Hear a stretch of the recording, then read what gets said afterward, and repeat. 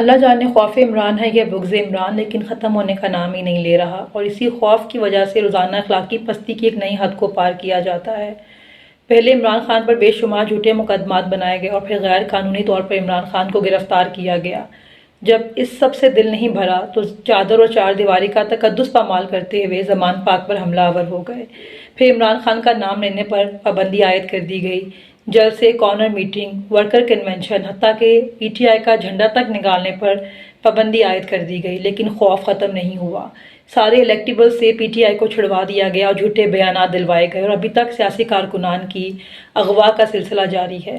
اور پھر کل ایک اور اخلاقی گراوٹ کی حد پار کرتے ہوئے خان کی باپردہ بیوی کے اوپر الزام لگا دیا گیا۔ کیا یہ سب کرنے سے آپ لوگوں کے دلوں سے عمران خان کی عزت کو یا محبت کو ختم کر سکتے ہیں؟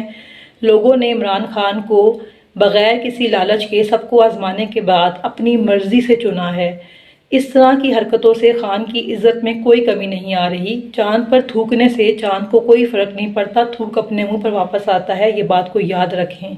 اس طرح کرنے سے صرف آپ اپنے آپ کو لوگوں کے سامنے شرمندہ کروا رہے ہیں، اور اب تو اتنا ظلم دے کے یہ دعا کرتے ہیں ہم کہ اللہ آپ کو ہدایت بھی نہ دے۔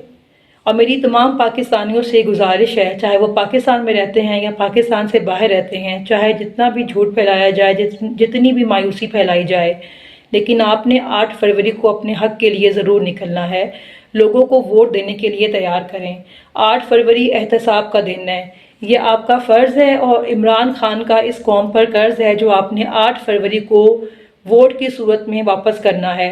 ہمارے لیڈر نے ہمارے لیے جتنی تکلیفیں بہتان برداشت کیے ہیں، اس کا جواب عوام 8 فروری کو اپنے ووٹ سے دے گی۔ اپنی ووٹ کی طاقت سے خان کو واپس لے کر آئیں۔ پاکستان زندہ باد۔